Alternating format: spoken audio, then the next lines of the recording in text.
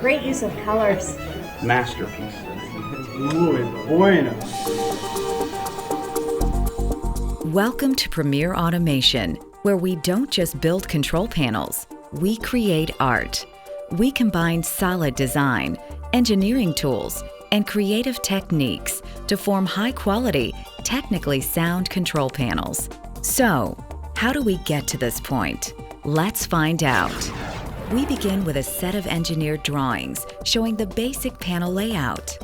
Many considerations are made during the panel design process, including signal separation, component sizes, incoming and existing cable locations, wire bending radius, wire size, airflow, and cooling requirements.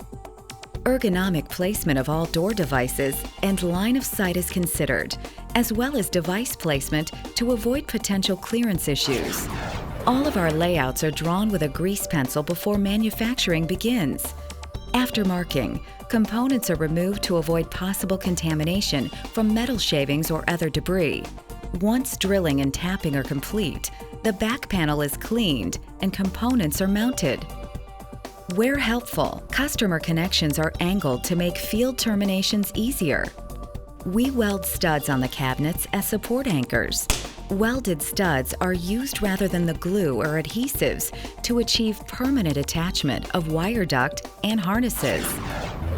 Wire and cable termination techniques vary depending on the voltage and current ratings and the application. Proper color-coding wire guidelines are observed, and wire number identification is completed. Hydraulic crimpers are used to attach lugs for power wire terminations.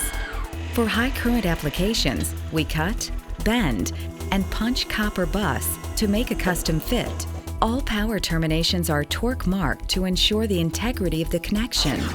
Device orientation, alignment, wire routing, and method of attachment are all key to a functional control panel door.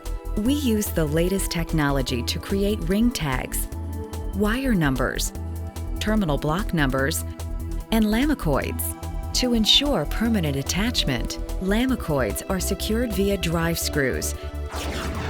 The sub-panel can now be loaded into the enclosure. For welded steel enclosures, the sub-panel is lowered into the enclosure with the use of the overhead cranes and proper strapping. Small panels are hand-loaded by the assemblers.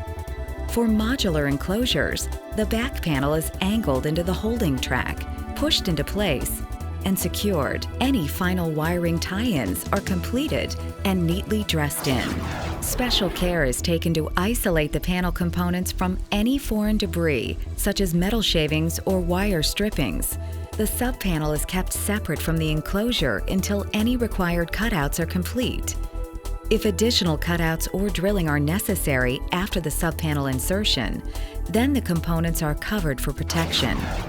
Our 3-tier testing procedure begins with a wireman verifying his own workmanship. The second test is done by the area group leader, who does pre-power checks and verifies the basic electrical integrity of the panel. The test technician performs the final examination, which includes point-to-point pull tests, ohm checks, and component verification. All testing procedures are filed for document control, along with a final bill of material and as-built drawings. Photos are taken of the final panels prior to being prepped for shipping.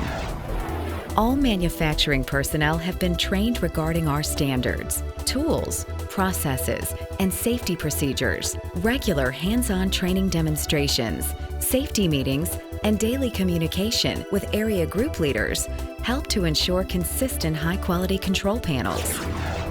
Behind the scenes of every control panel, we follow a precise system of document control, material handling, and quality assurance. This system ensures that all parts are properly tracked and distributed regardless of whether they are customer supplied, project purchased, or supplied from our standard inventory. At PremierAutomation, engineering and workmanship combine to create the masterpieces that our customers have come to expect. Thank you for the opportunity to share our passion.